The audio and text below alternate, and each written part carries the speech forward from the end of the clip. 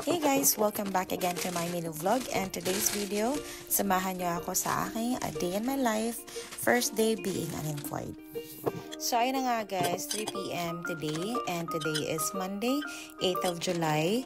And dahil nga wala tayong work, so syempre, gagawa tayo ng paraan para magka-work ulit tayo kasi marami tayong mga responsibilities and mga priorities. So syempre, yan, yung mga priorities talaga is yun yung pinaka on top. And then yung ibang mga responsibilities, and yun naman yung pangalawa. So ito na nga guys, prepare muna tayo ng ating meal for today kasi nga, syempre, para naman makagalaw-galaw tayo, hindi pwedeng hindi talaga kayo kakain. So, kahit sabihan pa naman kayo na mataba kayo, kailangan yung kumain guys kasi kung walang laman yung tiyan nyo, walang laman din yung utak nyo.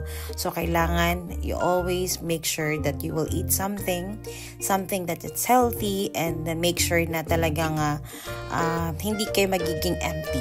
Yan. Hindi magiging empty yung brain, hindi magiging empty yung stomach kasi delikado din pag nagkasakit kayo, lalo na pag nandito kayo sa ibang bansa. So, ayan na nga guys, kapi-kapi lang muna tayo, and meron tayong konting tinapay, and of course, yung ating palaman. So, ayan na nga guys, today is mag-good tayo ng ating job hunting, and at the same time, nag-aaral din po ako ng ating real estate. And by the way guys, I just wanted to let you know that I am now part of the Filipino Homes dyan sa atin sa Pilipinas. Obviously, magiging international partner po tayo kasi nandito tayo sa UK.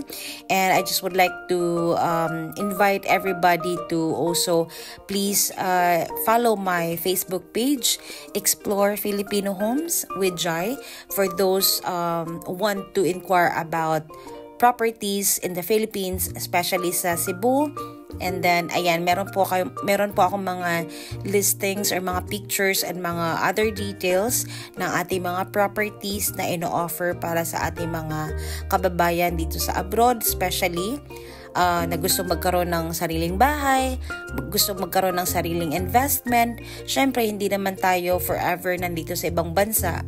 So, maigi na rin guys na meron tayong retirement home, and also it is also for investment. So, if you guys are interested, please do message me, and see you in my next vlog.